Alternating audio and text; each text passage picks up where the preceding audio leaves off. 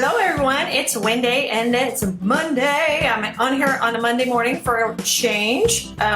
Today's going to get a little wacky because I have been doing lots of thinking and lots of content creating, but mainly I have been thinking about the purposes and difference between our id, our ego, and our superego. Now, I don't want to get super technical on you guys because I love to nerd out, but today I want to talk a little bit about the differences between them and how they might correlate in your life and in your business, and how you can kind of have an interplay between the three and not let any one of them take over.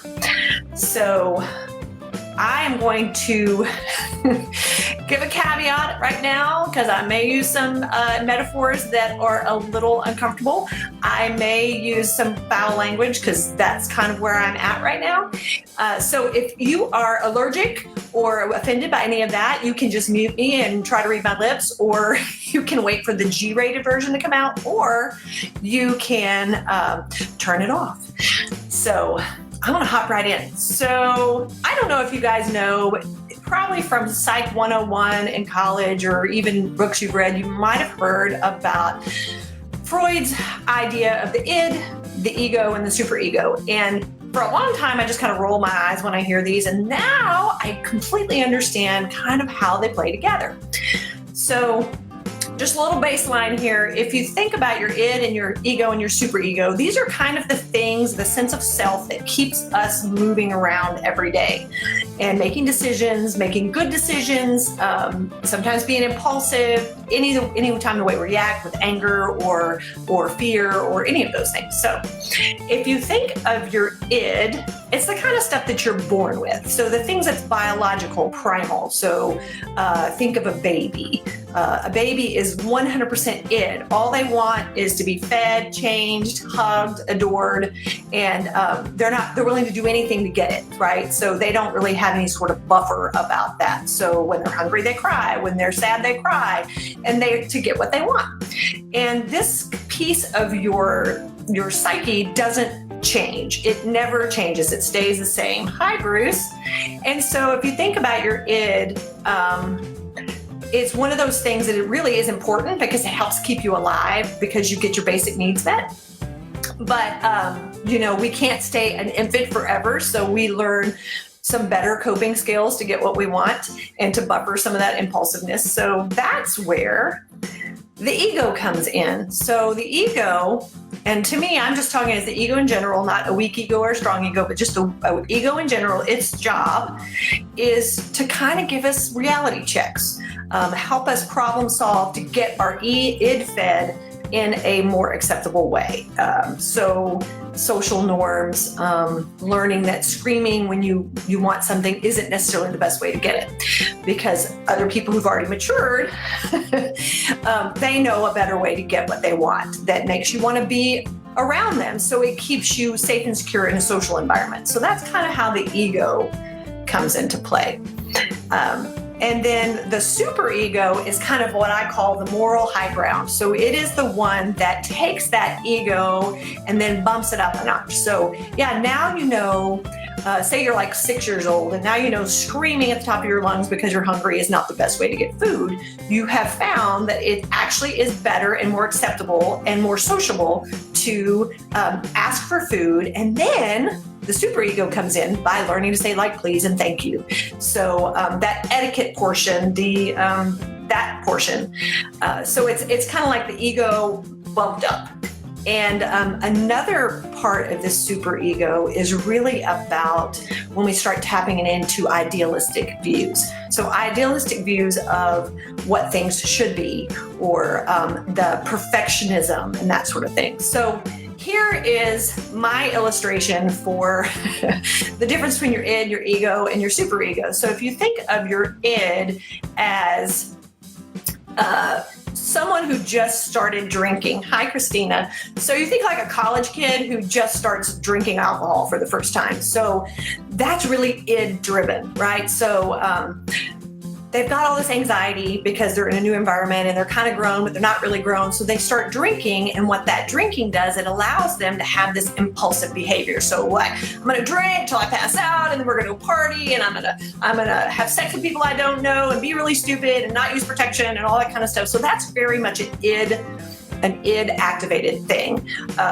College kids don't care about day drinking. They drink from the minute they get up till the minute they go to bed, and they don't have any issue with it, right?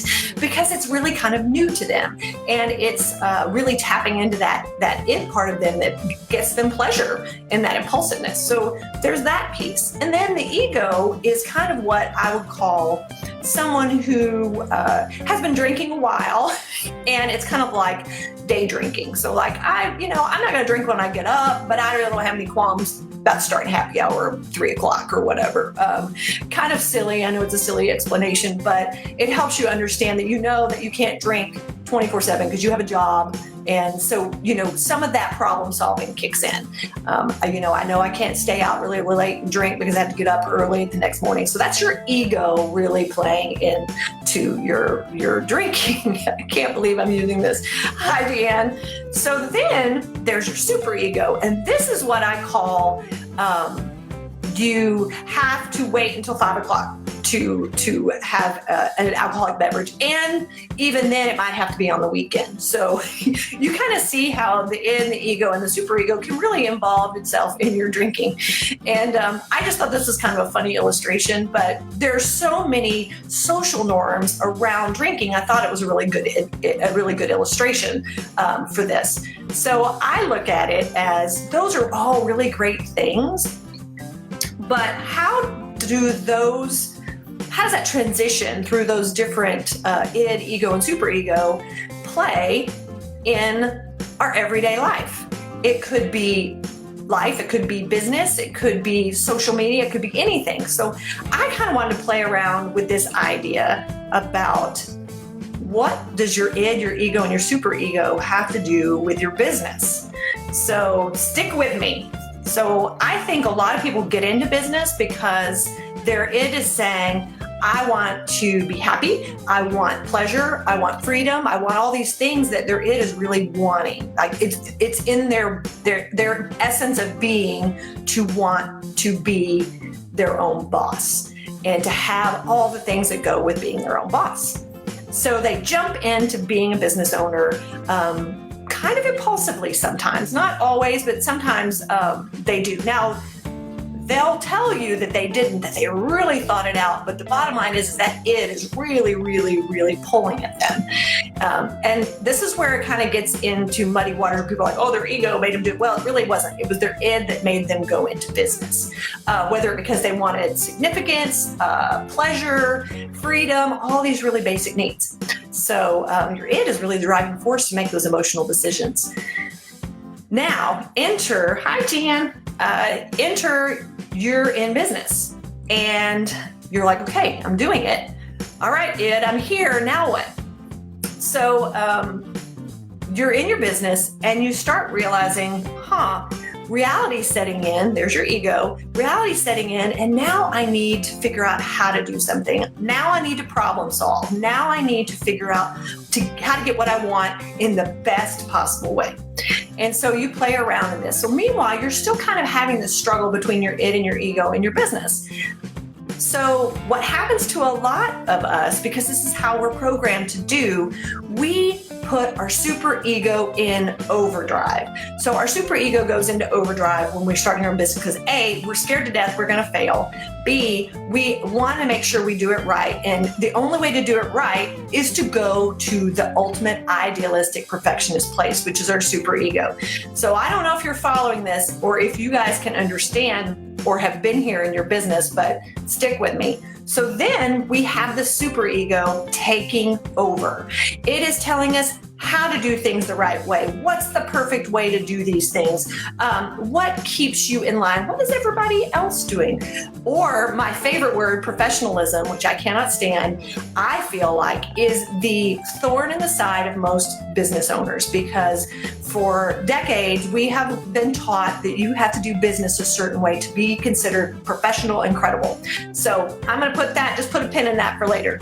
So here we are in this super ego space, which is really a great place to be if you're like, say, writing a mission statement. It is not the place to be when you are trying to figure out where your business needs to go. And the reason for that is because it's not realistic. Your superego really does play really well in that ideal space. And this is where we get stuck as business owners. We are stuck in this idealized version of what our business, our website, our sales funnel, our marketing, our logo, all these things have to be. And the truth of the matter is that as important as superego is, it's no fun. It is no fun to play there. And this is where the superego is responsible for guilt and shame, because if your id is getting out of line and getting too hooked into impulsiveness and pleasure, your superego is in charge of keeping it in check. Well, we've come up in this society where we think that our natural instincts are either bad or they're unevolved or whatever. So we really let our superego override everything, especially in business, because that's our public face. Now, if you think about it, that's really kind of silly. If everybody had the perfect business, everybody would be successful, everybody would have the same businesses, all businesses would look alike, nobody would be able to tell one from the other, and oh my God, what a boring place, right? So if we go back and we figure out why our superego makes the decisions that it does, it's really important. So stick with me. I know this is a lot of information, but the biggest key role and the key aspect of your id, your ego, and your superego, the biggest element that we must hold on to and recognize and understand is our level of labeling and judgment on a situation. So, this is going to go long, so you can watch this later, but I'm going to tell you right now it's going to go long, but I want to get this out. So, if you were raised in a household as a child where you have to do X, Y, and Z to be considered either successful or acceptable or an ideal version of yourself, you're going to decide for yourself that that's the filter you use for everything. So, let's say I was raised in a fairly devout environment, Christianity-wise. So I had a very strict judgment on how things should look, how people should act. And then there's also this little element of what I call Victorian hangover, which is, people should do this. They should wear certain things. They should think certain things. They should be at places at certain times. And all these judgments and labels stacked up on top of each other just tamped down my ego so much that it didn't even know what I wanted. Right? So all those primal urges and impulsiveness and the things that I was since the day I was born get buried. Now, that is probably an extreme case because not everybody is raised in that kind of environment. But when you are, you kind of have to dig yourself out of that hole. So especially when your superego has just like mattress after mattress after mattress onto what you actually need as a human being. So enter a business. So then you go into business for yourself and you're like, okay, well, people who are in business should act a certain way. They should perform a certain way. Do you see how that level of judgment is getting in my way when I create my business? So then when I create a website and it's not ideal, I tell people things like, I have a website, but it's like, I call it website shame. I have a website, but it's not perfect nor ideal. And eventually what happens is I find myself avoiding doing all the things to help me be more successful because of that fear of judgment, both from myself and other people. So my point being is I'm wondering what would happen if we started looking at our businesses like a blank slate, as opposed to putting it up against an idealized version of what it should look like. What if we were to define our business based on what our id needed? What if we were to define our business the way we defined what our superego thought to be true? So what if I decided, my business between 8 and 5, doesn't make sense for my id, and my ego is going to help me figure out how to make it work. And ultimately, my superego is going to come in because it's going to know, in order to make this whole piece of Wendy, id, superego, and ego happy, I need to keep balance. I need to take away some of that labeling and that judgment.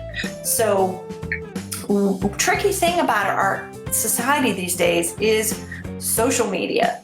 And so we are in a constant barrage of what people think.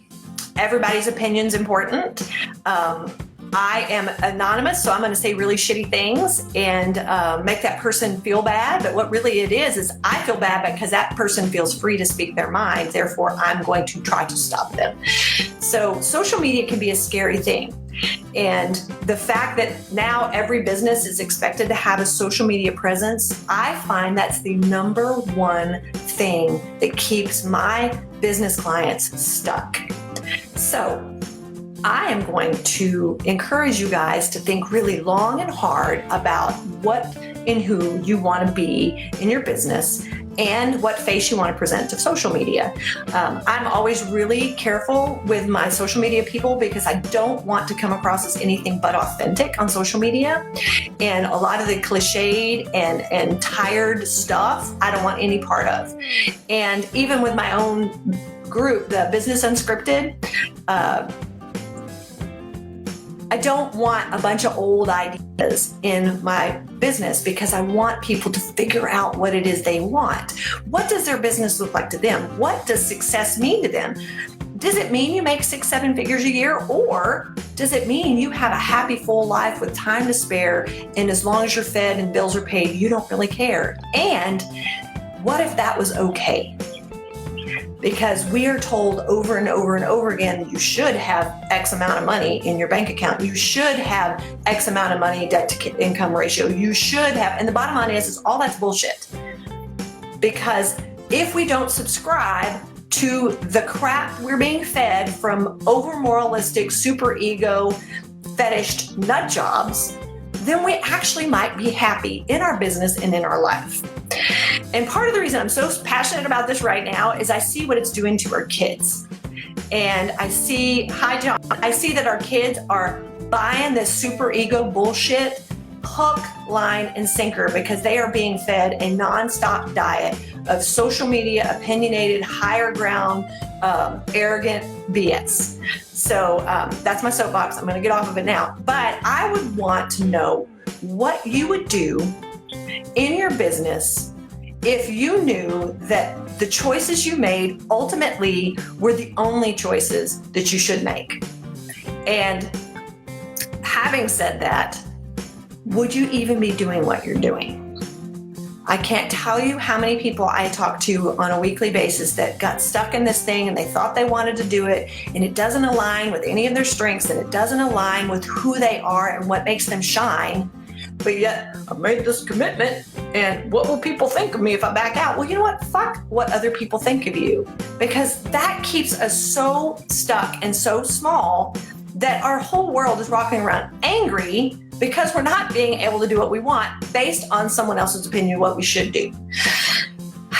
So anyway, that is my Facebook Live today. I hope you had, I was going to include in there somewhere that, our ego is what keeps us from dry humping a stranger, but I thought maybe that was not the best thing to include, but then I kind of like it. I mean, you got your id, which you're like, hey, it's all about sex and aggression and survival. You've got your ego, which is about, you probably shouldn't dry hump a stranger. And then you got your super ego. Well, not only should you not, you shouldn't want to. So there's that shame from the super ego. Anyway, I would love to answer any questions you have because this topic to me is fascinating. And I love how we make excuses for ourselves to stick to the moral high ground, even though it makes us unhappy. And when I say moral high ground, it's more about etiquette and tradition and convention and professionalism that I'm talking about, not whether it's right or wrong, or good or bad, or hi Marshall. It's about what do you want to do and how does that measure up on what you think you should do? And is that making you happy or unhappy? So I'm happy to answer any questions you guys have later in the comments, but I am so glad I got on today, and I went almost 20 minutes, which is like a social media no-no. You did, Marshall. You came at the perfect time. So the social media no-no is, I guess you guys only have 8 seconds attention span to spare, and that makes me sad because I can't learn anything in 8 seconds, and I can't truly understand what somebody has to say in 8 seconds. So thank you for sticking with me, and a lot of you stuck with me the whole time. Y'all are awesome, and you must be over 30. So anyway, I'll talk to y'all next week. Have a wonderful week. Thanks. Bye-bye.